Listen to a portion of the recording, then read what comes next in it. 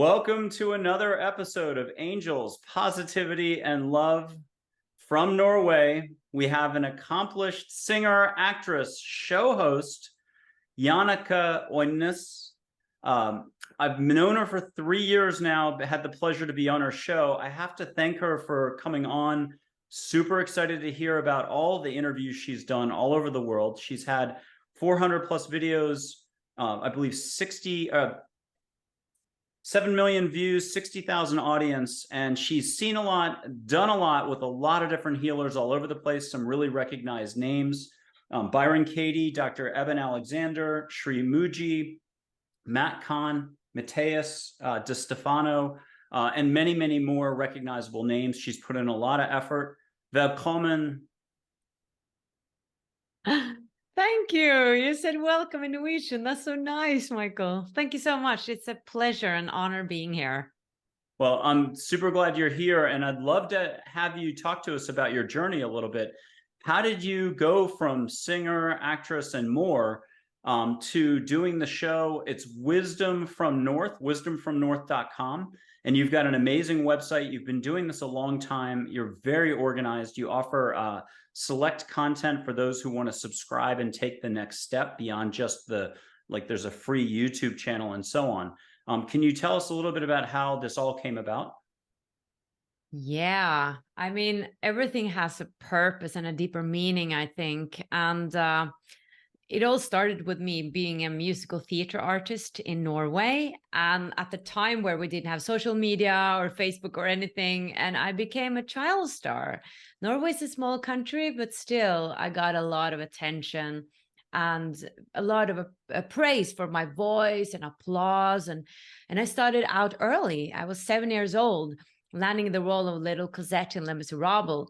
And then I just got role after role, like Annie in Annie, Dorothy in The Wizard of Oz, Rizzo in Grease. I made my own record. I was lost on TV.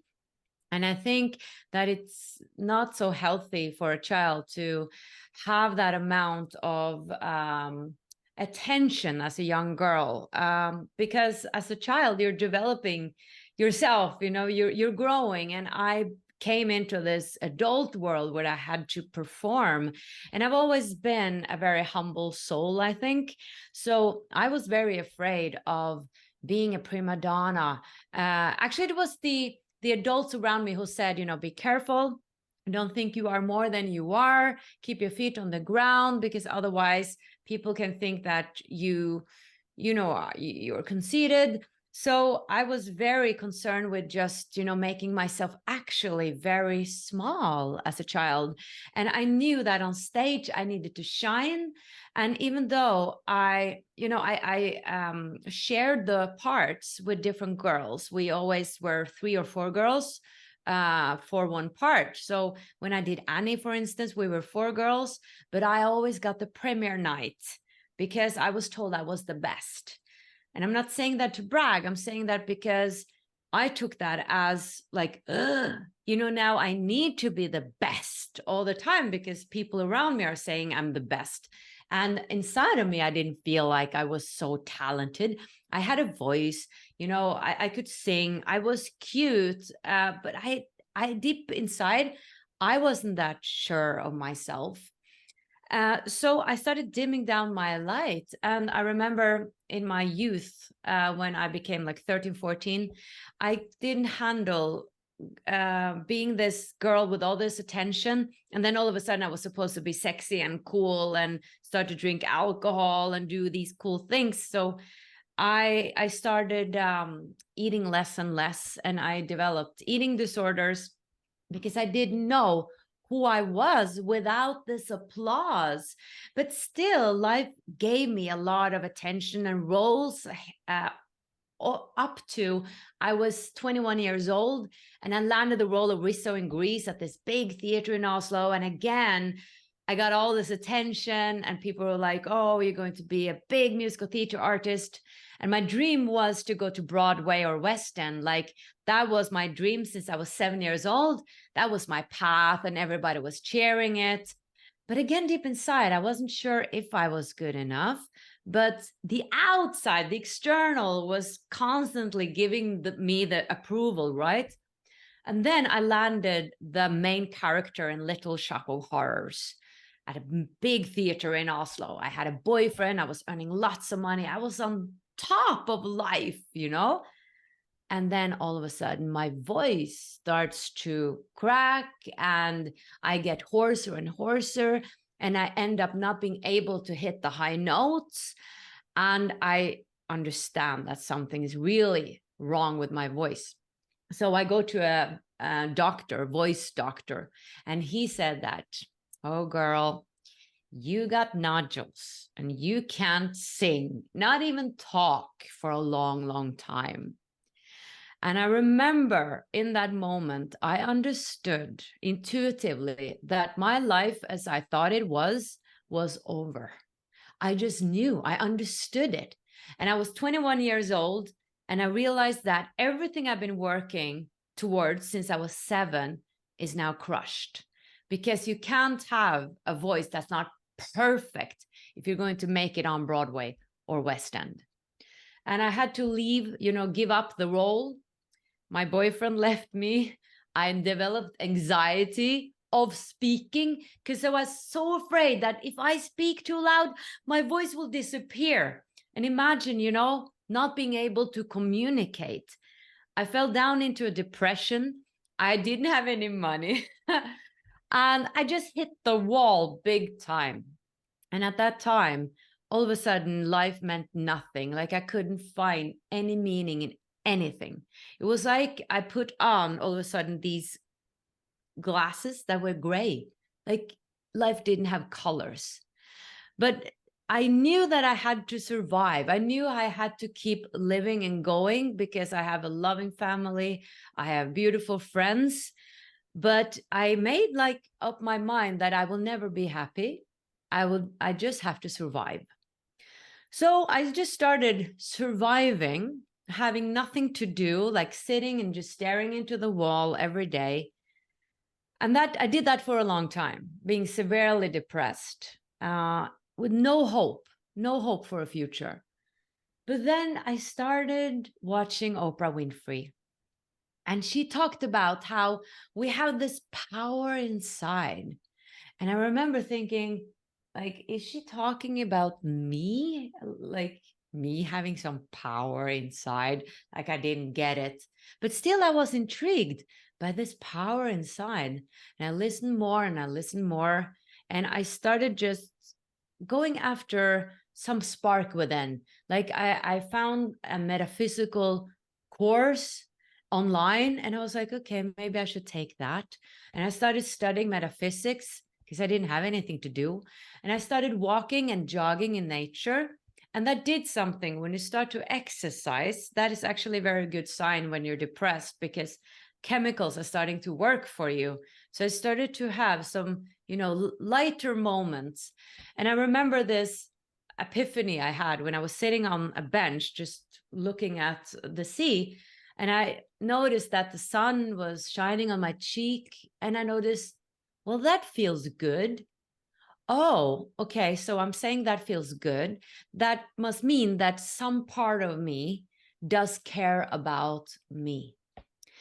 Because the depression was really about self-hatred. I really despised myself. I thought I was nothing because since I had lost boyfriend, money, job, recognition, I thought I wasn't valuable. Like that was in my mind, that God had deemed me and judged me and said, you're not valuable. So I took away your voice. And I never believed in a punishing God. Well, maybe I did, you know, deep down, because why did I think that I had to prove my value? So I realized then that, okay, there is a part of me that actually cares about myself. And then in the metaphysical course, they talked about self-love. And I realized self-love. All right, so you should love yourself without having to prove you're worthy. I don't have that. I don't have self-love, I realized. So something started shifting within me. I started asking questions inside of myself, like, everything I believed in, is that really true? that life is about having status, having money, recognition, that if I'm not performing, I'm not valuable. Like, is that really true? And by asking all these questions, my belief system started to change. My perspectives on life started to change. And I realized, okay, self-love, that's something I need to develop. So I started cultivating more and more self-love. I started studying it. I started going after my joy. So if that feels good, let's do more of that, because that is self-love. You know, it was really technical in the beginning, but as I did that, I started to grow and cultivate this self-love. And I realized that I had been so cut off from myself my whole life. I was just living on the outside, not honoring who I was. And that's when things also started to change. So I got better.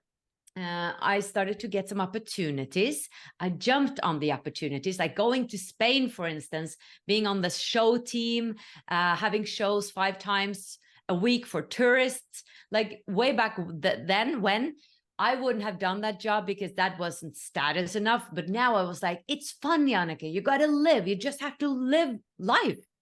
You know, your life is supposed to be lived. So I did that, which again had positive consequences, because then I raised my energy, my frequency. I got in a better mood, and things on the outside started to change. And all of a sudden I got this invitation for an audition for this big soap opera in Norway. And I got the part. Hotel then, Caesar. Yes. The longest running soap opera in Scandinavia, I think, is 98 to 2017, something like that. Something like that. And I got one of the main characters. I got fame and fortune again. But and I remember I was walking down the red carpet and I asked myself, okay, Jannecke, so you're walking down the red carpet now. If somebody pulls it away, does that mean that you're less valuable? Of course not.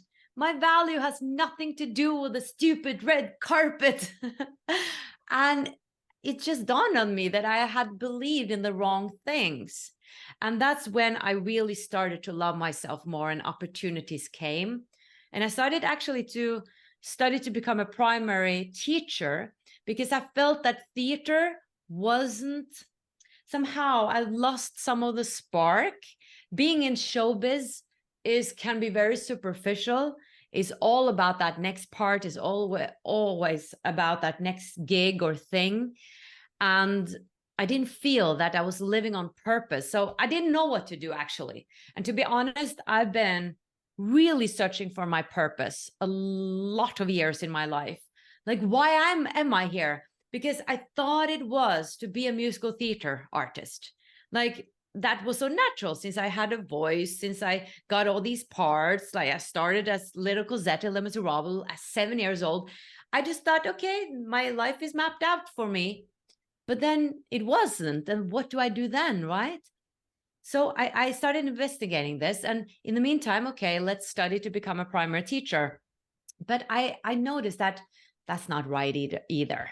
Like, everybody around me, all the students are like so excited to start working. And I'm like, I don't want to work as a teacher.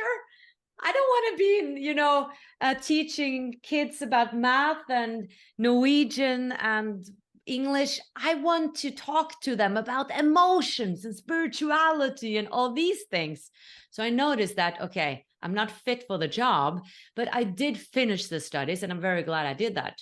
But what did happen was that all of a sudden in 2012, and I don't think it's a coincidence that it was in 2012 when the Mayan calendar ended and people said the world would, end, or we are in a big shift of consciousness.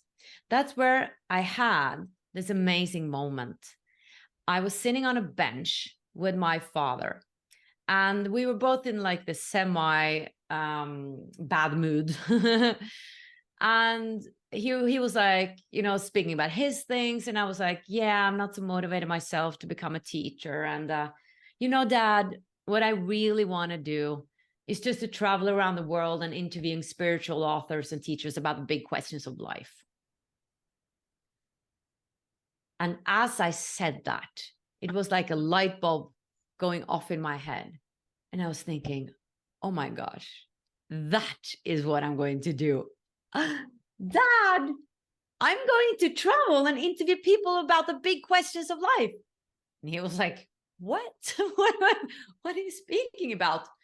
But to me, it was so clear. It wasn't a doubt. It was like everything came together in that very moment. It was such an aha. And I said, I'm sorry, Dad, I have to leave you. I got things to do. And I ran home and I got my sneakers on and I jogged out in nature. And the name Wisdom from North came down into my mind. And I was like, isn't it called Wisdom from the North? No, Wisdom from North. Okay, Wisdom from North. And I called my mom and I was like, I'm going to start this YouTube show, Wisdom from North. And she was like, okay, yeah, that makes sense. You've always spoken about spirituality. You're so interested in this. You've been on camera. Go for it. And within a week, Michael, I got a commercial and a TV show. I got $5,000 so I could buy a camera. That was $2,500 and a website for $2,500. And I got going. And those money, like 2 shows in a week, that did not happen. That did not happen before or after that. It was that week. The universe, I believed, helped me get going. And I got interviews right away. I just wrote to everybody. Dr. Ibn Alexander, I'm from Norway. My name is Jannecke Øinæs. Can I have an interview? And I had also been studying in the US, so I wasn't afraid of speaking English. And things started rolling pretty quickly because at that time, there wasn't that much competition on YouTube. Like there wasn't that many videos and people didn't speak about all the things we do now. Like things have changed so much. And that's where the story started. Yeah. It's beautiful. I had not heard some of those details, and I just love the bench, and I didn't know about the bookings, so you could afford the camera and everything else. And that synchronicity is something that they talk about in The Alchemist, or Abraham Hicks' law of attraction. The universal forces in place to help you get anything done, but you do have to check out of what you think you know. Not the desires, not the heart stuff, but the stuff that blocks all of our thinking. Okay, so take us from there. You did such a great job on the intro and everything else. And my microphone's right here if I start looking that way. You've had incredible guests, but you can't just start a show and then what happened next? Well, I think I've always been interested in spirituality. But my mind came in and always said, but you can't work with that because you're not clairvoyant or clairaudient or clear this and clear that. So my mind and my ego was stopping me all the time saying, but you can't do that because of this or that. You don't have any abilities.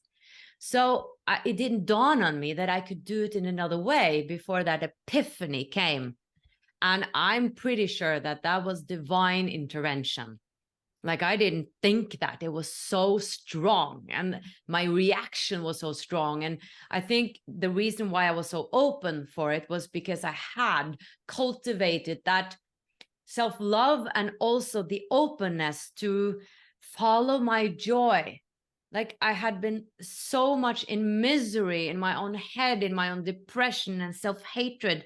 So when good things came, I had promised myself, be open to it. So I was so, receiving it in the right moment. It was divine timing.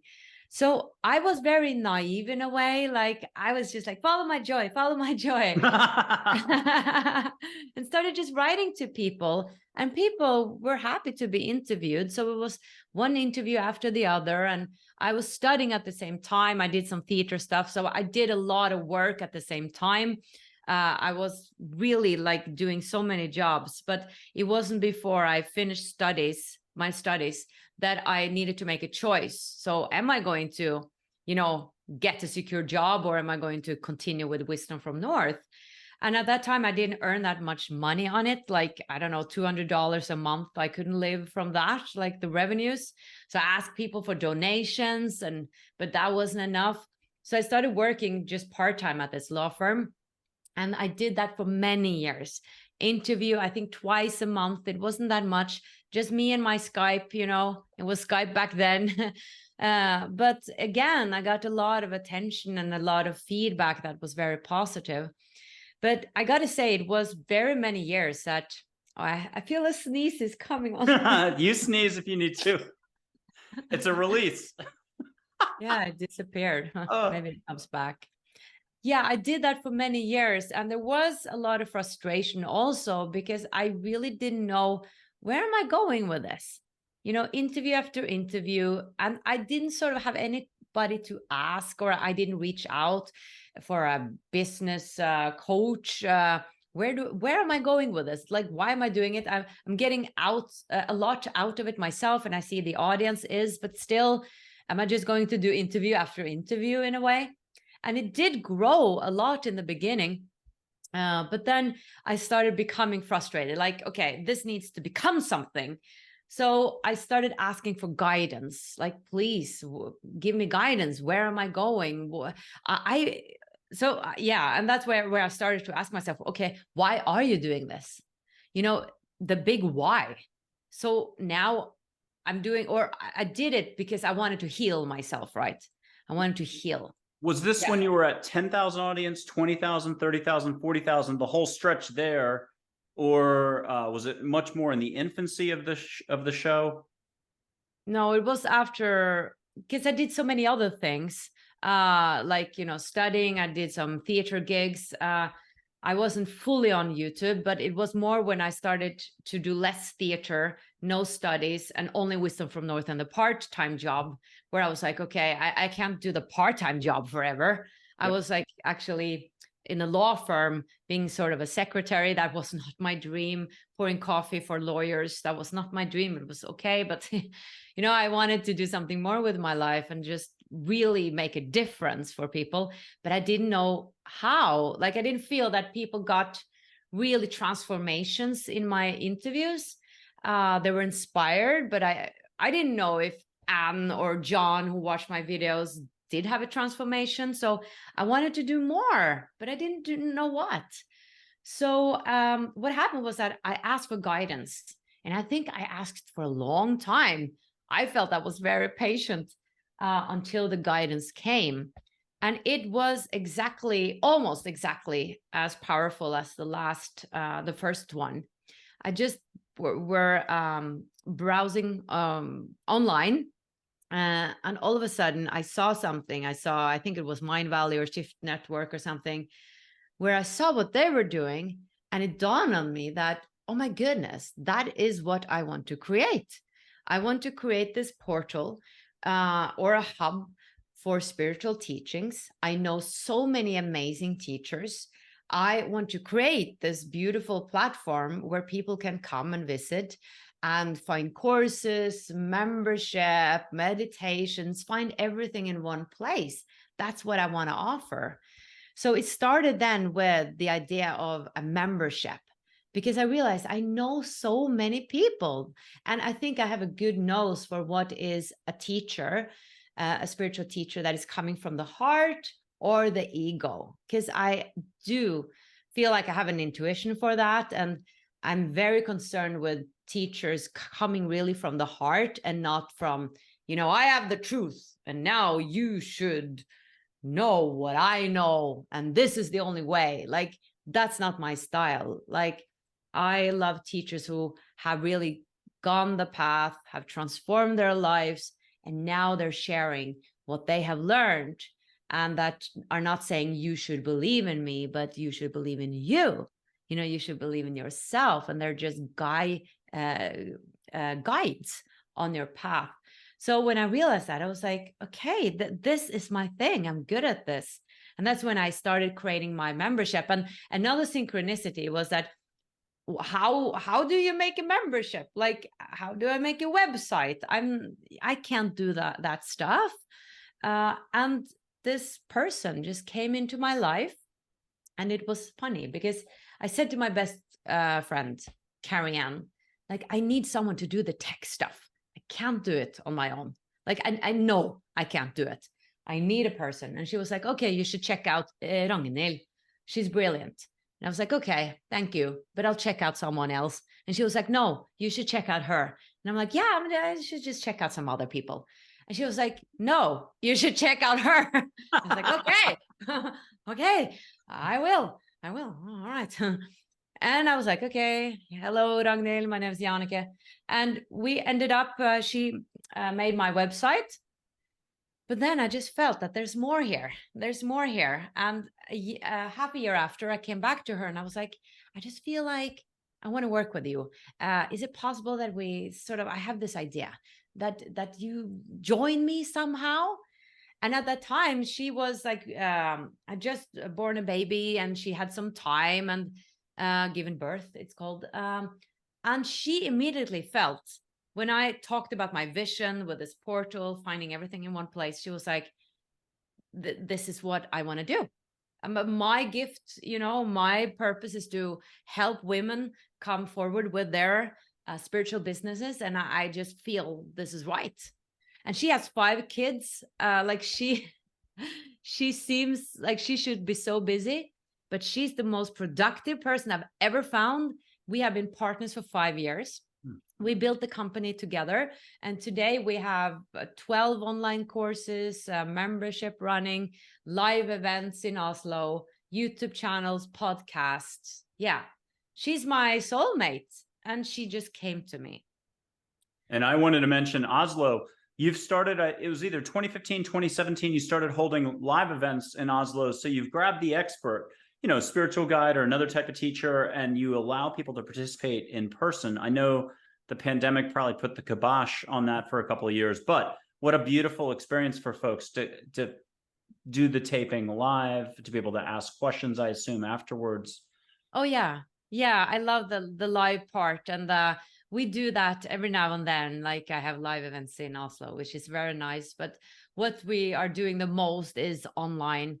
So I have a membership with members from all over the world where they are receiving one new masterclass with a teacher that I've handpicked every month. So it's sort of the spiritual Netflix. And if people want to dive deeper, we have the longer online courses.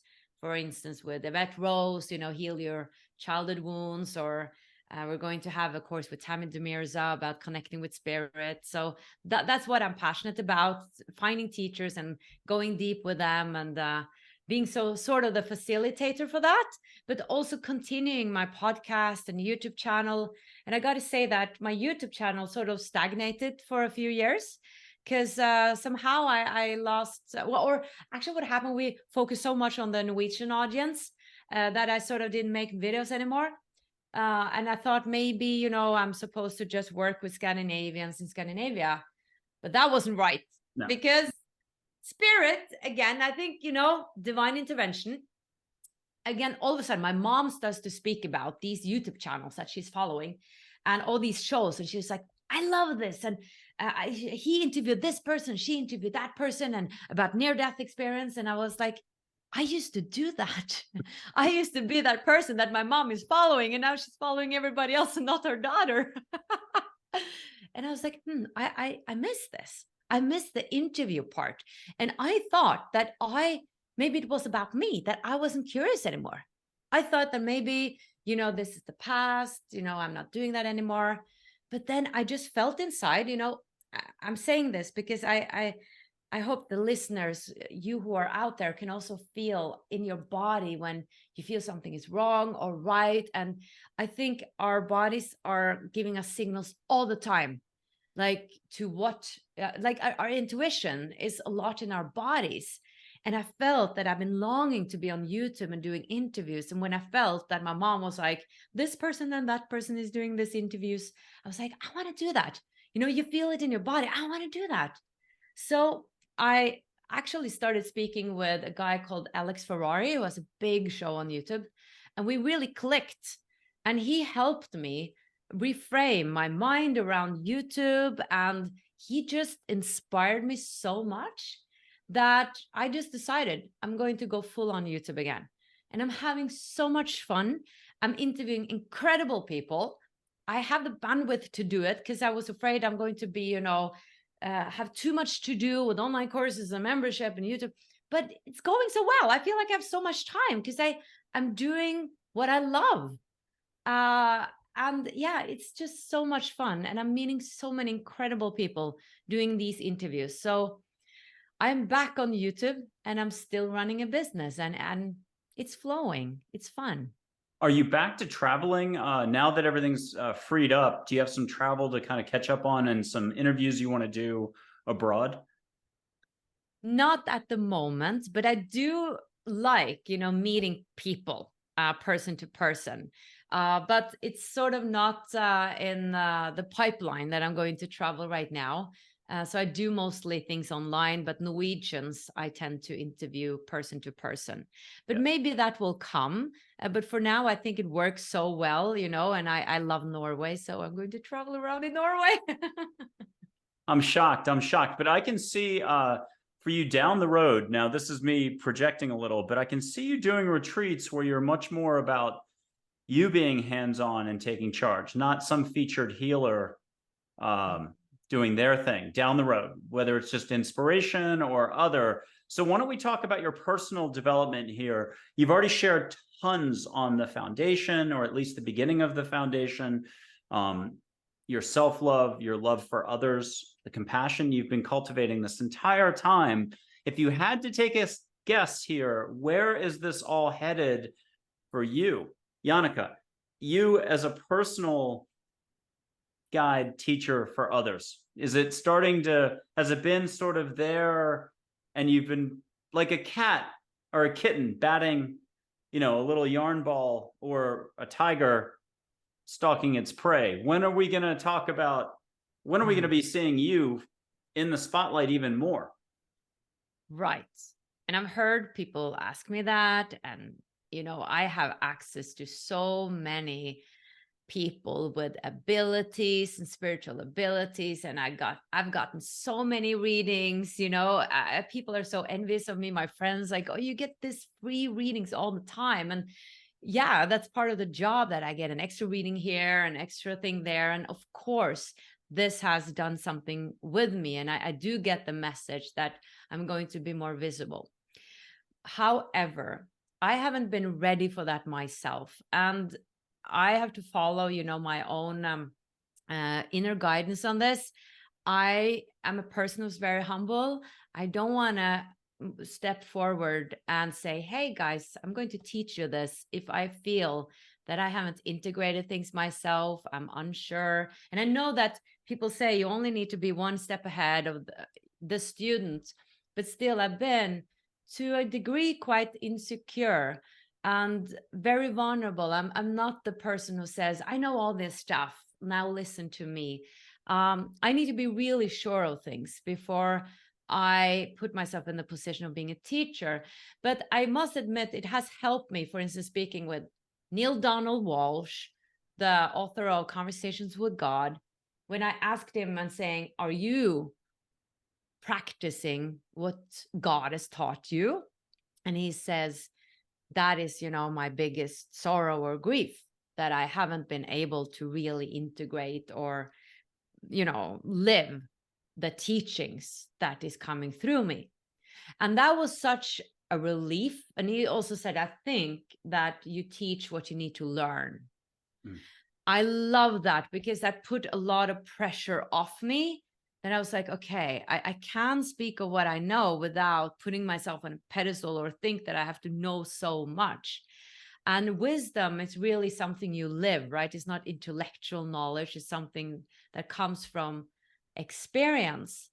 And to be a bit personal, because this is a bit vulnerable for me to speak about and a bit personal, but without being private, I feel it's okay to be open about that. I dated a narcissist 2 years ago, which was really, really hard. And to me, it was sort of this, I took it as a setback, like after all these years working on myself, I attract a narcissist into my life. Yeah, I'm not laughing that way, but oh my gosh, boy, did you get another foundational lesson. I did. And it was really hard. And just the aftermath of that was extremely hard. And he was my neighbor. And we've had this situation where it's, physically hard to be sort of away. Like, why is this happening? All the whys that I know is very not productive to ask why did this happen, going totally into victimhood.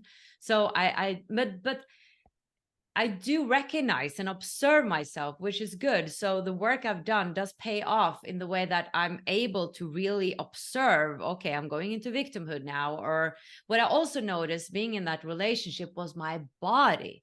My body was screaming. My head was like, oh, well, you know, maybe this is a twin soul relationship and it's supposed to be up and down and this and that. Maybe I just need to work on myself. But my body was like, it couldn't breathe. I had troubles breathing. I lost so much weight, like it was rebelling. And that is a big lesson I learned, that my body knows when things are not right. And I just listened to my head. And but it didn't last long, but still the aftermath was so heavy for me. And it is so much manipulation, gaslighting. You know, it's a really weird situation to find yourself in. And I've been studying it a lot afterwards. And what I have learned is that a lot of empaths and sensitives attract these kinds of guys who wants to have you be, you know, this shiny model that they can, this trophy, you know, I caught her, you know, because I was always like, how can I change and what can I do for you? So I really learned about my boundaries. I don't have strong enough boundaries, and there's also some self-love here, some that I need to work with. Because they talk so down to you all the time. They're saying first this love bombing, you know, and lovely, like I thought I met the man of my life. And then they start to talk you down, like diminishing you. And then you like, I didn't question myself, but I noticed that I started to be unsure. Like, okay, he's saying I'm childish. Maybe I am a bit childish. Maybe I shouldn't laugh as much. Then I was like, hello, Jannecke, what are you saying? So you start to get confused. But I got out of it. And I think that was sort of a big lesson, like hopefully the last big thing within the relationship area that I needed to go through, because now I met a wonderful man and it's totally different. And maybe, you know, I needed to go through actually 2 narcissists, because I've done that before I could really appreciate and understand what I need. And I think I'm more ready now than ever to actually step more into that teaching role, because I feel like my life is starting to fall into place, not just in my work, but also my private life. And I wouldn't be ready to take that role if I was in a messed up relationship where I was like, who am I? What's going on? Like, I want that solid foundation in my own life. And now I can start speaking about what I've learned and people can learn from it. I know a lot about the red flags. I know a lot about the empaths who wants to give so much love to others, but what about the boundaries? So I really learned so much about self-love from so many angles now. And obviously I needed to go through that in order to have much more to teach others about. And I've also noticed that I'm much more secure in myself now. I know what I want and I know I deserve really great love. And we all do. But maybe 2 years ago, deep down, maybe I thought I didn't deserve it fully, you know? So there's been so much shadow work going on, blind spots. And really, this guy is a soulmate. I care about him still. I do. He has really put up a big mirror for me to see that when I got angry, I had right to be angry because he was treating me wrong, you know, disrespectful. So I'm really now, as I've come to the other side of it, I'm really grateful towards him. So, yeah, so I guess I hope I answered your question, that I'm becoming ready. You did. It's funny, in Ted Lasso, and I've mentioned this on 2 other shows, because at least 3 guests in the last month, we're taping a lot, have mentioned about life events happening to you versus happening for you. And that was a 4 or 5 episodes ago in Ted Lasso, I think it was season 3, the Amsterdam scene, the soccer team owner falls into the canal, gets fished out by a Royal Dutch Airlines pilot. And while they're on the houseboat and he's making her tea, they're talking about their respective lives, divorces, everything. And the comment was, life events don't happen to us, they happen for us. You perfectly described that. It's added to your foundation. It's been 3 years since we've spoken, and I know we interacted at least 3-4 times or so, in addition to me being a guest on your show, Wisdom from North, wisdomfromnorth.com. And what I wanted to say is that it's not that you weren't amazing 3 years ago. That was my take back then. But oh my God, when you said Oprah, this is the only way I know how to say this in English right now. You are on fire. When you're speaking from your core, and you're aligned, or whatever people would say, you're this. So I love hearing you talk right now. And yes, you might have had that relationship happen, but it happened for a very good reason. You described the mirror held up to you, and ownership of what you've got. Ownership of what you've got. I've got to say that because even 3 years ago, you've been poking around when you're talking to all the different experts out there. And I want to get back to some of the interviewing you've done, what you've had fun with, who you've loved the most, and so on. But it's got to be this on the fringe the whole time. I'm interviewing, I'm doing what I'm doing with Wisdom from North, I'm doing offerings.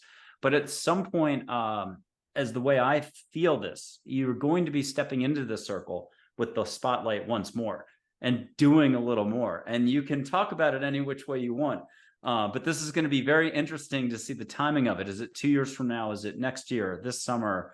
You find a way to do your teachings coming from all your experiences, because when is it not going to be time? So later, when I blow a little sage smoke your way and we put up some angel photos and stuff, maybe you'll share something about the timing of that, because I know we did a little before the show. We did a little 3 years ago. We'll do something after the show as well. Can you take us back to Wisdom from North? And at least share, you've already mentioned a bunch of great experts, guests, teachers who have been on. Can you share a few that are still your favorite when you look back? Who have you thoroughly enjoyed interacting with? Oh, there's so many. There's so many. Well, I mean, Teal Swan is a controversial figure, but I did resonate really with a lot of what her teaching is. And I'm actually thinking of having her back on the show, because I just think that she has a lot to say. The way she talks about the law of attraction, I really love that, understanding more the complexity of it. I got to say that when I interview, it goes in there and all of a sudden, like, I can't forget about it. So I start to just have like this a lot of knowledge that I don't remember who said or where it came from. But I did remember a guy, what is his name? Jal or something like that. I can't remember his name. I interviewed him in Bali, and he had been a child soldier, I think in Sudan, I think.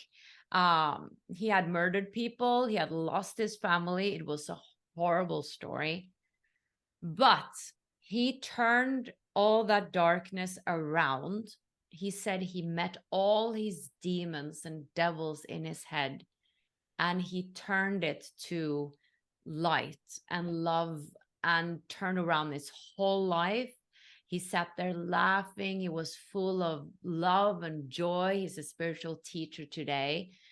And the interview made such an impression on me that I started crying, because going from that horrible past where, he saw his family being killed and also being taught to kill himself, and, carrying that around, that can mess up a person for life. And then he was sitting there, just full of love. And having met all that darkness, he said he took one by one and met everything, all the darkness inside of him, and transformed that. What that did with me was really believing in the light and the goodness and love, because my show is coming from, yes, like I need to heal myself, but I've also been very curious, and almost scared that, okay, do I continue to live after this life? You know, what is the deeper meaning of life? I've been very afraid that there was nothing. So I needed to find out. Wisdom from North is coming out from this place of, I really need to know, does life continue? Is there more to this, or just this physicality? Because if it's just this physicality, it makes no sense to me. And then I might as well get depressed again. Like, that has been me. It sounds strange, but I just needed proof that there is more. Like, why is someone, you know, dying over there and someone is super happy over here? And I live in Norway. I'm so fortunate. And people living in Ukraine, you know, and gets hit by a bomb. Oh, too bad. What? That doesn't make sense. So when I heard that, when he said that he had transmuted that darkness into love and light, I realized we all can do that. That is, you know, that was such a fundamental principle to me. Then everybody can be saved. Everyone can transform themselves, no matter how dark it is. So that made a real impression on me. And then there's a lot of near-death experiences that have made an impression on me, because I interview a lot of NDE experiencers. It really makes a deep impression to hear what they are experiencing on the other side, how much love, how much intelligence, and not just that, how God or the universe or source, like what they meet, consciousness on the other side, how consciousness, or let's say source, just to have a name for it, how much we are individually loved by source, how much every single detail in our lives has a deeper meaning, how God is in everything, how source notices everything. It, he, she, all there is in everything. In this tiny moment of me just picking up that thing, source is noticing and being a part of, and that we're so special, and that all the near-death experiences is unique. They're really tailored to each individual. It's not like one size fits all, and you know, we all go the same way. No, we have really individual stories and experiences and past lives and soul journeys, and God notices everything. He's in everything, she's in everything, and we have a beautiful council and team and spirit guides. We are so connected, and we're never alone, and that is so amazing to me, you know, because in my depression I felt so separate from everything, that I was so worthless. But that is just a lie. The deeper truth is the opposite. It is that the depression led me to do Wisdom from North. I had never done Wisdom from North if I wasn't depressed, because I wouldn't be so curious. I wouldn't be so desperate after answers. And to be honest, also, I have a big passion to help people who have felt the same as I did when I was depressed, who feels lost, who feels there's so much more to me. Is this it? Is this all there is? Why am I keep being slapped by the universe, like horror after horror and accident after accident? And I have a friend now who's going through so much, like her apartment burned down, her mother got cancer and died, her boyfriend left her 2 weeks after the funeral, her father gets mugged. Like, she's like, what is going on, you know? And I think that on a deeper level, her soul is ambitious and took on a lot. That we plan our lives in quite great detail before we come down here, that we have certain destiny points. And now I'm thinking about another interview that I did with a woman called Sita Piquet, who explains these destiny points, that we're meant to be meeting people. Like the guy I'm dating now, like there's so many coincidences how we have been meeting, like, oh, there he was again, and there I was again. And like, things are not coincidental. They're synchronicities, but they come when you're ready, right? So there is this beautiful orchestration behind it all. And at the same time, we have this free will. And speaking of beautiful interviews, just did an interview with Kristen Sundberg. I recommend everybody watching it. It's just so beautiful. He is also the sweetest soul. So he's so credible. You just fall in love with him. And he explains how he remembers planning this life as Christian in great detail, and how he remembers the pre-birth plan, how he came down into the womb and started freaking out because the frequencies on this planet was so low compared to the other side, that he was like, I'm not doing this. I want to go back. I'm not doing this. I'm coming with love. I don't want to do that. But he knew that the payoffs were so great, because he, the story goes that he met another soul on the other side who had been incarnating on Earth many times. And he was like, I want what you got. You know, you have this raised radiance. You just emit wisdom. What have you done? Well, I've been to Earth many times. And he was like, I want to do that. Well, be careful what you wish for. It's not an easy ride, this soul said to Christian. But he wanted to do it. And it took him some tries and errors before he managed to stay in the womb to his mother, and then being born. And then he started remembering things, because he did ask his counsel, his spiritual counsel, can I please remember part of who I am when I'm on Earth? And they said, okay, but it's going to be harder. So he also explained the whole veil process, like going down into the womb, and how the veil of forgetfulness came in front of him, and he started forgetting everything about being a soul in, you know, this other existence. And then we talk a lot after that, and it's just, you know, to me, it gives me this soothing feeling, this knowing that my life is so valuable. Your life is so valuable. Your life is so valuable. You have planned this in great detail.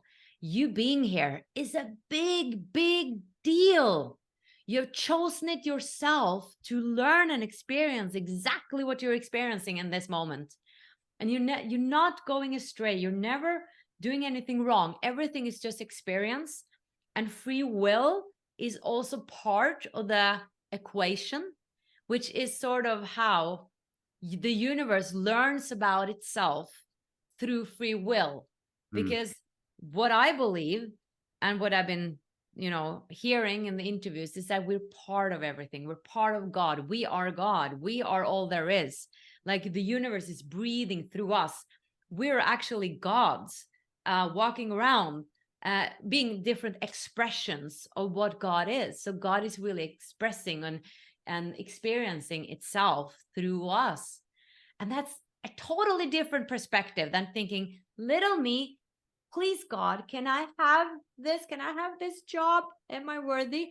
No, you are the creator yourself. And also there is this duality. So we are the creators. We also are co-creating with the universe. And how that works, I don't know. How time is not existing on the other side, I don't understand it. How it's possible. We're living all these lives at the same time. How is that possible? But we're humans with a human thinking. So maybe we're not supposed to understand everything yet. And maybe we don't have the capacity to understand everything yet. But I think that we're now living in the shift of consciousness where the veil is getting thinner. And more people are starting to remember the truth of who they actually are, that we're here sort of on vacation, a short, super short amount of time from, you know, the reality of the vastness of who we actually are. So, yeah. All incredible, all beautifully said. If audience members, whether it's 2 years from now or, you know, in August, want to find that particular video on your YouTube channel, first, can you, it's youtube.com /@ Wisdom from North. Wisdom from North. And then can you spell, it was Sonberg, right? Yeah, Christian. With a C? Yes, Christian with a CH, and Sundberg, SUND Berg. Okay. Yeah. And I think he's been on a few different shows out there. He's probably Next Yes. Level Soul, Alex Ferrari's podcast. Yeah. He might have been there recently. And have you been on Next Level Soul with Alex? I have, and So I'm people can very check you out on excited. that one as well. Yeah, it's coming out in July 2023. I'm excited Perfect. about that. Yeah. So good timing to mention that. I didn't realize. Okay. So tell us a little bit more. You've been obviously, look, you've been in the pool. This is an Olympic pool. You've been in the pool chatting with the Michael Phelps and the Riley Gaines and the every other Olympian out there now for quite some time. You're comfortable with the concept of the pool. You've gotten your feet in there. The temperature's okay. You've discovered you can do the backstroke, the butterfly, the crawl. You've been around. You've talked to the announcers. You've been in and around the Olympics for a while. You've started to create programs. Talk to us a little bit more. What's dawning on you here? Look, you've got a business model. It's been this trajectory. Your audience is at 60,000. There's a lot percolating around. Everything I've heard and seen during this interview, and I think every person watching you is just like, tell me more. It doesn't matter what you talk about almost, but you're hitting the nail on the head here. You're talking like from your higher self, your soul, you're aligned, you're on fire, in my opinion. So I'm throwing compliments your way. Talk to us a little bit more about what's next. Where do you feel like your personal development is going? You've been touching on this, but is there more you can share with us about what's ahead? It feels like you sometimes have needed lots of circumspection before taking that next step. Yeah, quite a general question there. I'm not sure where I should go. Is there any particular areas Just you've got the business, you can try to expand it, you can try to go for bigger names. Where do you see some room for growth? It could be personal growth though, and you're stepping forward with entire new lines of product where you're talking much more and people are listening and paying attention. Yeah, I think my path has been a very slow one. And I think that has been good for me. I feel like people are waking up all over the place really fast. Like Alex Ferrari is a great example that he put up a show and it just blows, explodes.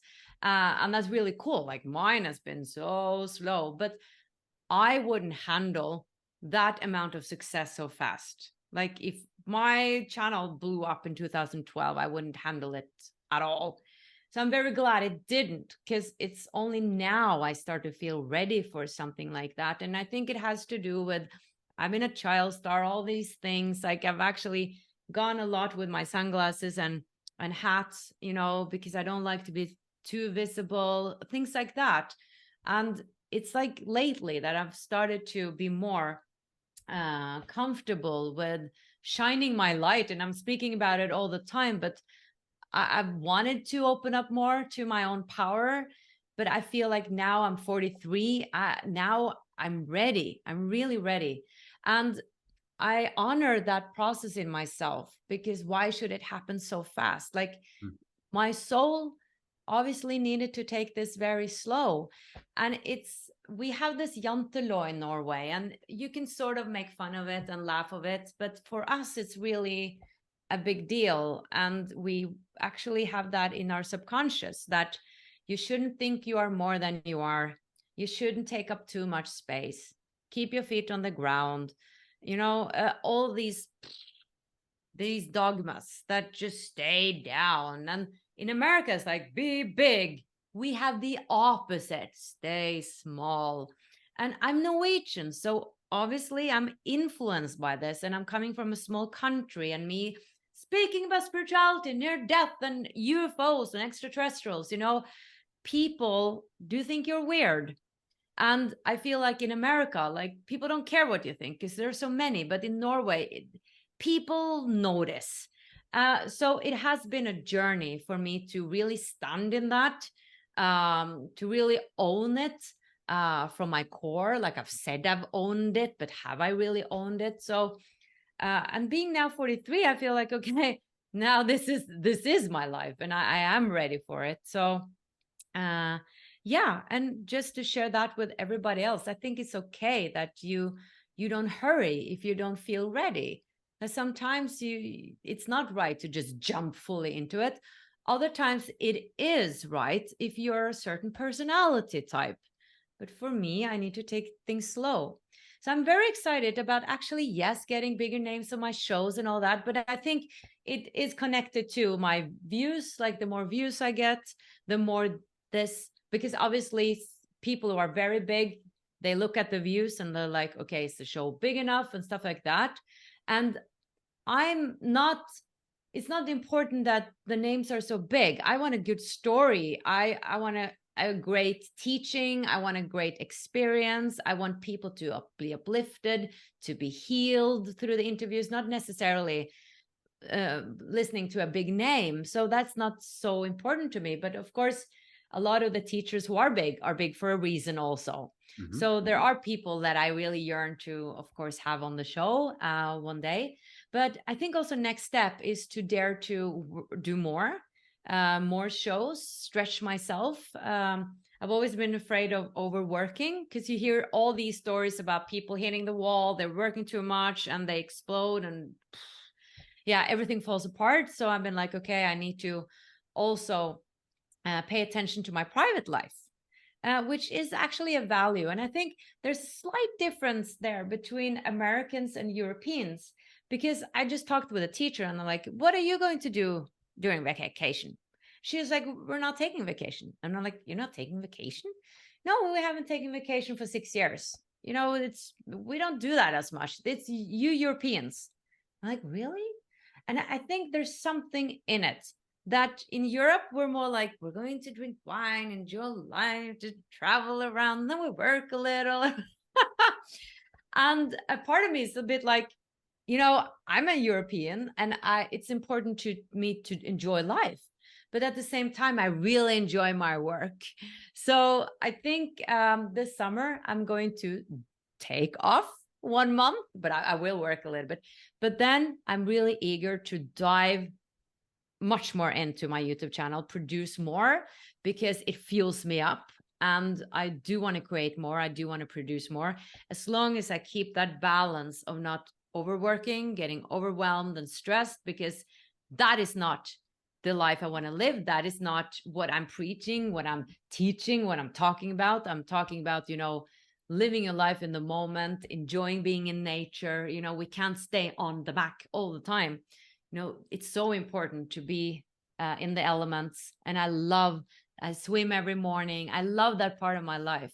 So the balance for me, finding that balance between doing what I love, of course, wanting to produce and wanting to create things for my audience and to get the messages out there. I'm super passionate about that, but also honoring my private life and being with those I love and being in nature, leaving the cell phone at home, going on a jogging tour, being away for 2 hours, and that being okay as well. Buddha spoke about balance, you know. I don't know if the story is right, but it goes like this, that he was, you know, pining himself, sitting under a tree, he was starving and all that, because he was trying to find what is the right thing or enlightenment. And then he saw this boat go by with this teacher and the student. And the teacher was teaching the student to play the guitar. And then the teacher was saying, if you tighten the string too much, it will snap. If it's too loose, it won't play. And Buddha realized, the story goes, that it's all about balance. And that has taught me a lot. Everything in nature is about balance. How does a tree stand? It's because it has the perfect math, the perfect balance. And I think we can apply that to our own lives. Do I have balance in my life? Am I working too much? Am I working too little? Am I eating too much? Am I eating too little? Am I taking care of my health and what I'm eating? Like, there needs to be balance all over. And finding that is for each and every one of us to really find. Okay, so you've mentioned the pool, you've mentioned, you know, a 2-hour nature walk, no cell phone. Can you just give us 2 of the smallest tips in the world that have served you well for like the past decade, just for grounding, finding your center, relaxing more, just 2 more little tips that are the patented Jannecke way of, you know, letting go? Just two more? There's so Well, many. whatever number you want to give, but audience members are always looking for a little daily tip for mindfulness or just letting go more, being themselves. What can they do? Yeah. All right. So mindfulness, I love paying attention to my body. And I've been speaking a bit about my body because that has been a huge revelation for me, that my body has so many answers and it knows my best and I can trust it. Because I always thought that, oh, it's my, heart or intuition or my mind getting messages. But really my body has been the greatest guide. And being in the body, what is that? Well, really be paying attention to being in your hands, your arms, your legs. Like, what am I feeling right now? Am I tense? Am I excited? Starting to notice these subtleties inside your body, because then you ground yourself. Then you start to intuitively get hints and inner guidance on what is right for you. If you are in the right job, the right relationship, whatever, your body's always speaking to you. So be in your body, because then you're less in your head as well. Because when we're so much in our heads, thinking about the past and the future and what to have for dinner, and did I say something wrong? Did they think less of me after that dinner party? You're not able to receive any guidance if you're not really present. And being present in the body really helps you to be open to receive guidance, because guidance always wants to come to you through your angels. So angels exist. Let's just hear that out loud. I ask that every third or fourth show. Do angels exist? And the person's like, usually, yes. So for you, have you seen angels, met angels? Have you had a wild encounter where you still, every time you think about it, you're like, was that real? But I know it was real, and you're back and forth on it. Was there something at some point where you were like, oh my God, that must have been my guardian angel or your relative coming through? Have you had one of those that you still laugh about or chuckle about? I don't think in the way that you've had. I've had sort of mystical experiences in other ways, like the synchronicities I speak about, that things just pop up, the typical, you think about a person, the person calls you. But also I've had out of body experiences and mystical experiences of meditating, and then all of a sudden moving out of my heart and becoming huge. Yeah. That was an incredible experience where I wasn't out of my body. It was like this expansion. I just felt that I was enormous, like this genie in a bottle. I see you actually have a lamp there. Yeah, it was like that genie in that lamp, that I just became enormous, and I was having this feeling that I'm in the universe, outside in the universe. And what the message was that came to me is, this is how big you are. Yes. And then the next message was, this is how huge everybody is. And then the next thing was, I love myself and I'm also loved. So it was this duality again, that I was loved, but I also loved myself so much. And again, that's the truth of everyone. And that was an amazing experience. And how I had that was that I meditated on my heart for an hour, feeling the heartbeats. And I can't, of course, promise people that you'll have the same, because it doesn't work like that. But meditating on your heart beats before you go to bed, you get much more symbolic and beautiful dreams. Because I've been a dreamer. I've tons of books where I've written down my dreams. I've had lucid dreams. I've had answers in my dreams. I've gotten so much help in my dreams, and out of body experiences and so on. So meditating on your heart before you go to bed is a very great way of cultivating much more mystical and symbolic dreams, where you can receive a lot of help. I also want to mention that what I'm working with right now in my spiritual process is not manifesting, but surrendering. Hmm. I've worked a lot on manifesting in my life. I've followed a lot of teachers, manifest this, manifest that. And yes, I manifested this great apartment. I manifested my car and my firm and everything. But now I don't want to manifest anymore. I want to surrender.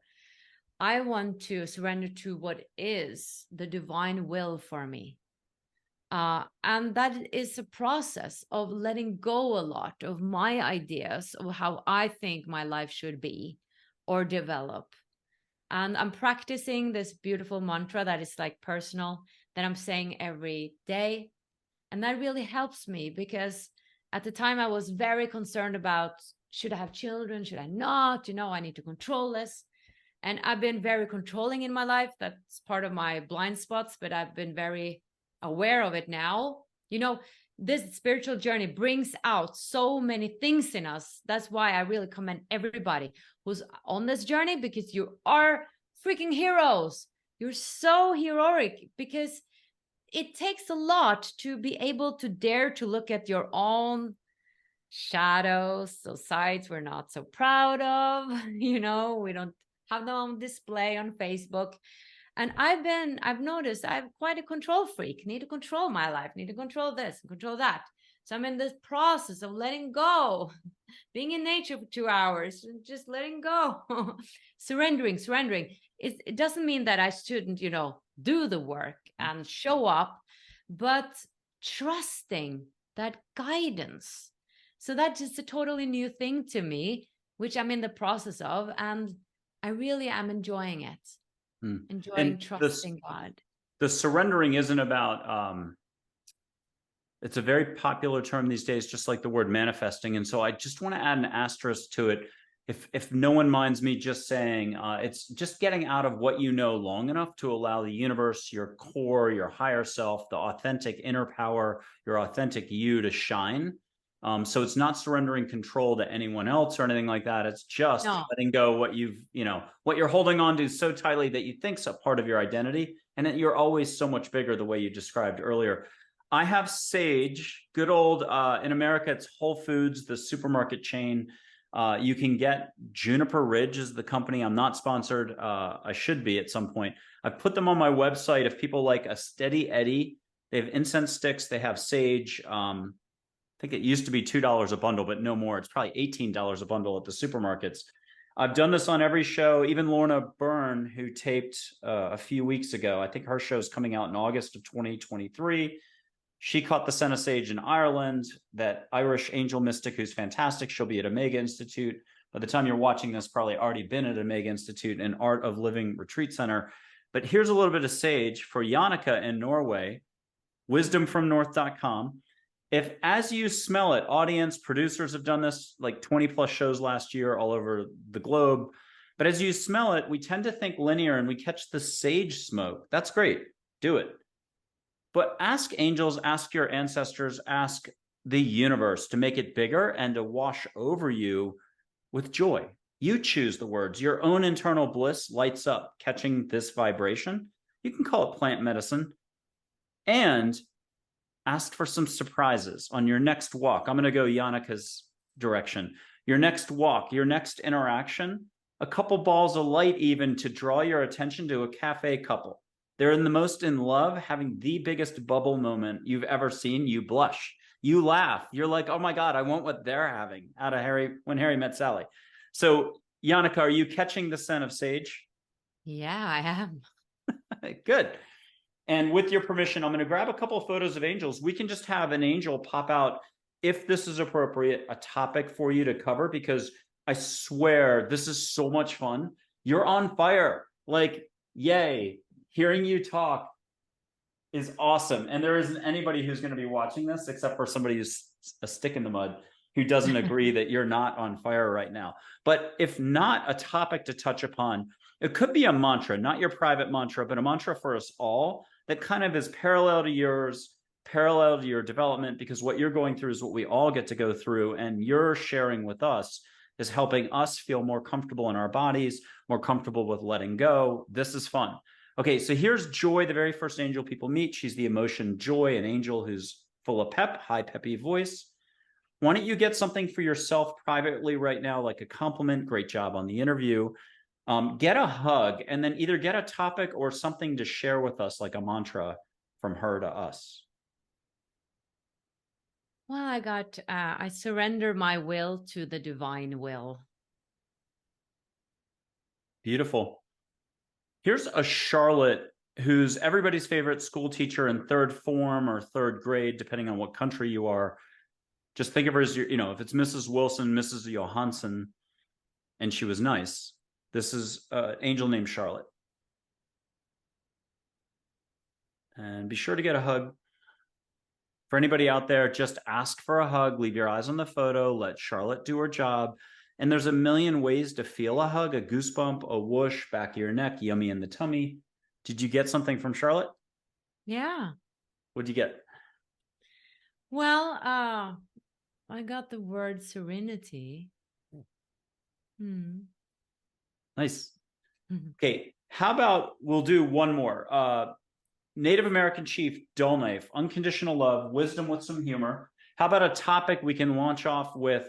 And we'll wrap this up in a little bit, but we'll get a topic, a kind of final big topic that we could touch upon from a chief named Dull Knife, historical figure. Well, one of my favorite topics is self-love. Okay, so talk to us more about self-love. It takes many, many, many forms, and we're often doing it without even knowing that we're doing it. It's really following your calling and understanding that you have something precious to bring to the world, and honoring that, honoring your truth and your needs, honoring your needs and boundaries. That is a big one. And live more in alignment with your truth. Because if you do that, you are really on purpose. And the opposite of, or let's put it like that. Gosh, it's so hot after you. A lot of people have felt it when they put their hand out. We'll do, let's do it this way. If you don't mind, put your hand out to Joy, but ask her to cool you off. So you can feel her vibe through two screens. Everyone can do this at home. Most people might feel sparkle. And if you're trying too hard on your fingers and palms, I've had people who have gotten sparkle on their toes. But you can ask for anything if you'll allow for anything, just like in life. So ask for her to cool you off a little, even catch a tropical breeze in the room, in your hair. I'm going to blow through the microphone, but tell me when you're smelling Hawaii. Have her give you some Hawaii to cool you off. And just say when you've got a little bit of tropical beach smell in the air. Yeah, I think I do. Okay, but now if you don't mind, close your eyes. I can't see you, but I'm going to blow through the microphone. Catch a little extra beach on your nose when you hear the whoosh of wind through the microphone. Little sparkle on the nose or something. And everyone out there, breathe, breathe, breathe. 1 millimeter in the mouth. Just a little extra letting go, allowing. And if anyone wants to hear her whisper to you the best advice for the rest of the year, ask for it. Everyone needs to hear it differently. But oh my God, I've got to compliment Jannecke one more time. Now she might blush. I can't see her. I'm going to blow one more time through the microphone. I'm assuming her eyes are closed. But compliment. You are on fire. This has been the most fun interview. Thank you for sharing so much with us. Ask her to give you a vision of Hawaii. Feel what you can feel, but get cooled off instead. Have her just diffuse, I think is the word, some of that energy out there. Oh my God, that's awesome. Did you just feel hands or something? Yeah. Or? No, I just felt this cool wind. I was good. Like, it's getting a bit cold here. Don't go too cold. Ask for heat. Ask for heat. Go back. Go back. As humans, we're such pendulums. Give us a moment and we can. It's Casablanca. The gendarme, the chief of police who walks in and it says, I'm shocked to see there's gambling going on in the casino. To me, gambling's a lot of thinking. We just do poker chip stacks. We tend to lose a lot of poker chips. And, that guy's taking his payment, sir, your winnings. And in here. And so it's very interesting. Humanity thinking, it's not going away, but 7% less thinking is what angels say each week, each day. So I love it when people take a load off and then relax and let their true colors come out. Jannecke, you've been doing that during the show. I hope you appreciate how much you just flared for us. I'll make up a verb. You totally showed stuff. Exactly. It was beautiful. Is there anything else you can leave us with? Well, I was about to say, you know, something about self-love, that if we don't love ourselves, if we sabotage ourselves, if we lie to ourselves, don't honor our boundaries and see your beauty, we're really living on the lie, actually. That is not the truth of who you are. And sometimes you feel like we need permission to love ourselves and to feel that I am beautiful, I'm grand, I have this great light to take up space. But that is the truth of who you are. So if we flip it on the other side, it's really who you are meant to be. So I really hope I inspired you if you struggle with self-love, and we all do, actually, because we're born fully loving ourselves, and then life happens. And people around us tells us that we're not worthy, blah, blah, blah. So it's not our fault. It is the school of life. But our work and our job, and for each and every one of us, is to turn this around. And we need to do that individually. We need to take responsibility for that individually. We cannot wait for the husband or wife to come and tell us how much they love us. We need to love ourselves. And when you start doing that, it sounds like a cliche, but I'm a proof of that. Your whole world actually starts to transform. It's be you and trust that all the outcomes are of the highest intent, not just for yourself, but for everyone else as well. I love that. That is definitely the message that I'm getting throughout this entire chat. Jannecke, thank you so much for being with us. Wisdomfromnorth.com, out of Norway, but global. 60,000 audience, millions of views on YouTube, but she also has the portal, her website, wisdomfromnorth.com. And there's a lot more content when you become a member, subscribe, join. What's going to be super fun for audience members is watching her trajectory in the future. And hopefully we'll have you back to tell us more and share more next year. Thank you very much, Jannecke, for being on the show. Thank you so much for inviting me. And thank you for doing the work you're doing and helping raise the consciousness. Oh, thank you.